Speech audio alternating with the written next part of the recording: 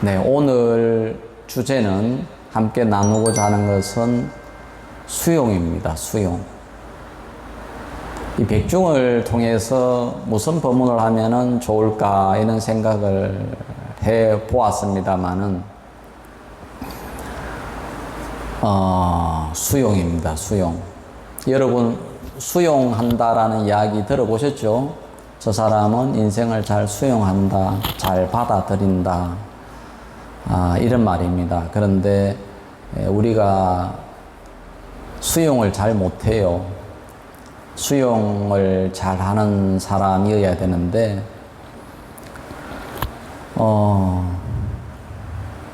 지난 한 달 전쯤에 성가대학교 학인 선생님들 체육대회가 있었어요. 제가 체육대회에 가가지고 참석을 하면서 옛날 생각이 났어요. 제가 옛날에 송강사 스님으로서 학인 체육대회에 나가가지고서 송강사에서 참 보기 쉽지 않은 축구대회에서 골을 한 골 넣은 적이 있었어요.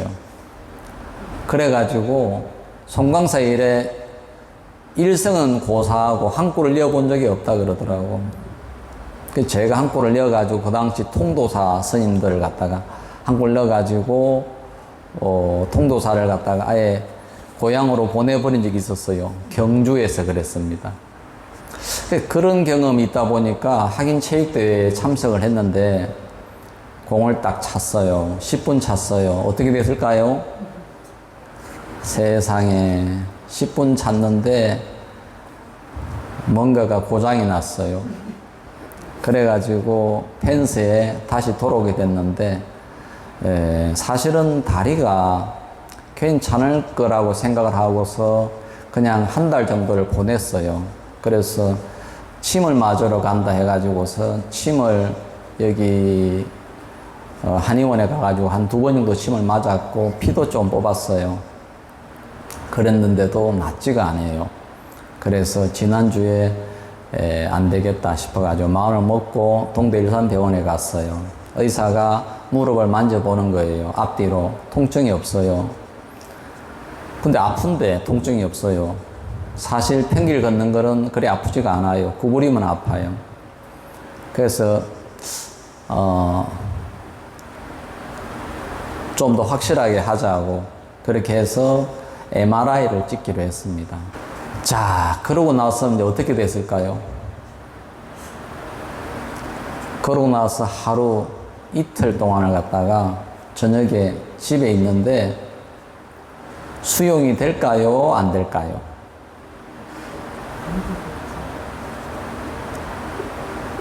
수용이 안 되는 거야. 집에 이제 저녁에 TV를 떡 틀어놓고서 앉아 있는데 멍해가지고서 어떻게 이걸 갖다가 받아들이지? 앞으로 뭘 해야 되는데 산도 타야 되는데 절도 해야 되는데 어떻게 하지라는 생각이 들어요, 안 들어요? 드는 거야. 너무 혼란스럽고 답답하고 후회스럽고 그리고 세월이 이리 가는가 보다 하면서 무상함도 느껴지고 그러면서 수용이 안 되는 거예요. 수용이 안 되는 것의 반대말은 뭘까요? 저항입니다. 저항. 거부입니다. 자, 그래서 제가 이번을 통해 가지고 수용을 갖다가 배우는 계기가 됐습니다. 가끔씩 그 학교에서 있다 보면은 저녁에 학교 교정을 갖다가 이렇게 거닙니다. 혼자서 이렇게 저녁 산책을 하고 명상을 하면서, 걷기 명상을 하면서 학교 교정을 둘러보고 있죠. 참 좋아요. 밤에 너무나도 고요하고 넓은 그 공간 속에서 호젓하게 혼자서 걷는다는 자체가 너무 좋아요. 그렇겠죠? 참 호젓하고 좋아요. 바람 소리도 시원하고, 달 그림자도 좋고, 가로등으로서 홀로 걷고 있으면 참 행복감이 밀려들어요. 그러면서 눈을 감습니다. 그러면서 이 육근으로 느껴져 오는 것을 그대로 느낍니다. 편하죠. 무엇이 일어날까요? 감사가 일어납니다. 아, 참 감사하다. 그러면서 내 번뇌 창고를 한번 이렇게 슬쩍 쳐다봅니다. 번뇌 창고를 슬쩍 쳐다보는데 번뇌가 얼마나 많을까요? 안 많을까요? 별로 많지가 않아요. 그래서 또 감사하다라고 생각을 합니다. 그러면서 천천히 걷는 그런 것을 갖다가 비교적 자주 하는 편이죠. 걷기 명상하면서요. 자, 그런데 수용을 하다라고 하다 보니 우리 삶에서 얼마나 사건, 사고가 많느냐 부분입니다. 아이가 다쳤습니다. 수용이 잘 돼요, 안 돼요? 남편이 구조 조정을 해가 실직을 했습니다. 어머님이 암이라고 합니다. 교통사고가 갑작스레 일어났는데 상대방 운전자가 크게 다쳤습니다. 이런 것들이 일어나는 것이 우리 사바세계이죠. 이것이 현실입니다. 그럴 때 여러분들은 어떻게 하십니까? 수용입니다. 기꺼이 우리 모두는 이 삶의 과정에서 항상 변화가 일어나고 그리고 세월이 가고 그리고 늙고 병든다고 그리고 죽는다는 사실을 어느 정도 관념적으로는 알고 있습니다만은 그러나 이 현실을 갖다가 얼마만큼 잘 받아들이냐가 매우 중요하다는 사실이죠. 저는 이틀 동안을 갖다가 방황을 하면서 3일 이후에 수용하기로 했습니다. 아, 나도 어쩔 수 없구나 라면서 기꺼이 수용하기로 하면서 앞으로 어떻게 해야 되겠다라는 마음 자세를 가다듬었습니다. 자, 과연 성자들은 어떻게 할까요? 라고 한번 생각해 볼 수 있습니다. 대체로 성자급에 이른 사람들의 공통적인 특징은 수용을 아주 잘합니다. 거부하는 게 없습니다. 비가 오면은 비를, 눈이 오면 눈을, 바람 부분은 바람을, 지진이 나면 지진을 그대로 잘 수용합니다. 그래서 성자들의 공통된 특징을 이야기하자면은 이 삶이 완벽하다고 합니다. 성자들 대다수들은 미래를 살지 않고 과거를 살지 않고 오직 이 현재, 이 순간, 지금만을 살기 때문에 그렇습니다. 그리고 지금에 일어나는 이런 모든 것들이 완벽합니다. 어떤 완벽함일까요? 다가오는 모든 것들이 있다면 그것은 내가 경험해야 될 일들이라고 이해합니다. 공통적으로 이 순간을 갖다가 완벽하다라고 인식하는 분들은 이 삶에 대해서 금생에 자기가 해결해야 될 부분을 갖다가 온전히 다 해결하고 녹이고 넘어가겠다는 그런 마음 자세를 취합니다.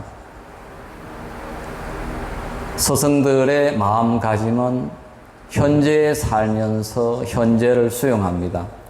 자, 그런데 중생들은 어떻게 하느냐 이런 부분이에요.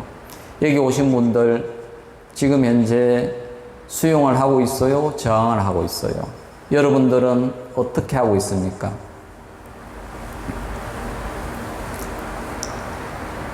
물리적인 공간은 지금 이곳에 와 있습니다만은 심리적인 공간은 지금도 마음속에서 갈등하고 있었고 저항하고 있을 거예요. 누구에게요? 가족에게. 가족 누구에게? 친구에게. 직장 동료에게. 어쩌면은 지금 이곳에서 속을 갖다가 뽀글뽀글 끓이고 있는가도 몰라요. 동감해요? 제 경험으로는 그렇더라고요. 그래서 우리가 지금 현재 공간은 여기에 있다 손치더라도 지금도 심하게 저항하고 있는 사람들이 많다 이 말입니다. 저항을 하고 있죠. 그래서 속을 끓이고 있습니다. 늘 그걸 끓이는 속을 가지고서 일상을 삽니다. 뭐라고 하죠? 스트레스입니다. 그래서 스트레스가 너무 많아가지고서 병이 생기고 곤란함이 생기고 그렇습니다. 여러분, 어떻게 수용하시겠습니까? 우리의 삶을 어떻게 수용하시겠습니까? 어떤 사람은 워낙 부정적이라서 가는 곳곳마다 저항을 합니다. 집에서, 직장에서, 인간적인 관계에서 저항을 합니다. 불교적인 입장에서 수용이라고 하는 것은 매우 중요합니다. 받아들임입니다. 또는 내맡김입니다. 허용입니다. 괜찮다 하는 겁니다. 수용하는 사람들이 대체로 하는 것이 친절입니다. 이 친절에 대해서 이야기를 그동안 좀 했습니다만은 법정 큰 스님이나 달랄라마께서 가장 좋아하는 저를 친절이라고 하시던데요. 친절할 수 있는 사람의 공통적인 특징은 삶을 수용하는 사람입니다. 너그럽게 바라볼 수는 안목이죠. 그런데 이 불교에서 지향하고자 하는 수용은 절대적인 수용입니다. 한번 여기 계신 분들이 내 삶을 한번 이렇게 바라봅니다. 수용하십니까? 저항하십니까?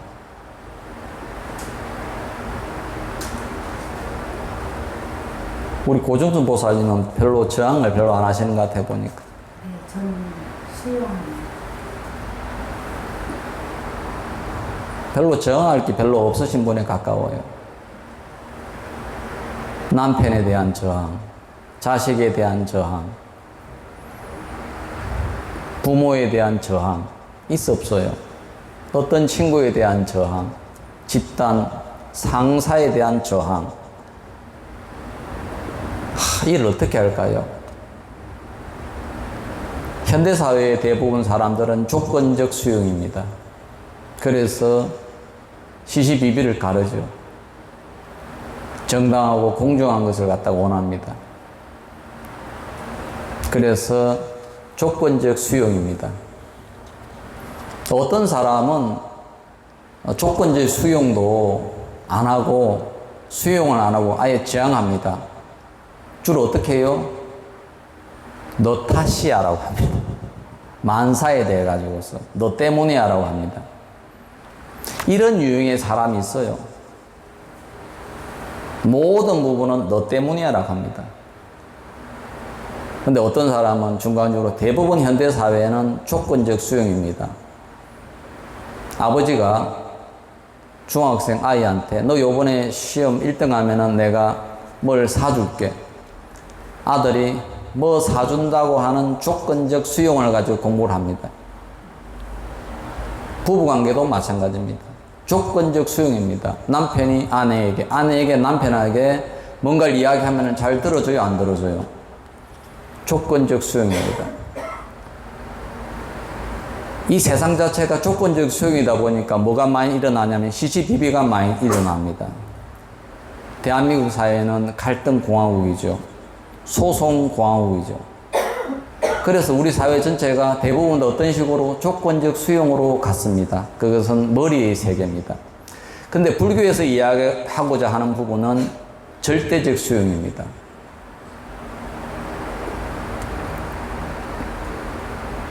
시어머니가 며느리에게 손주가 대학에 못 들어간 것은 며느리 애미 너 탓이다 라고 하면은 며느리는 어떻게 대답할까요? 예, 어머니. 제 탓입니다. 무슨 수용이죠? 절대적 수용입니다.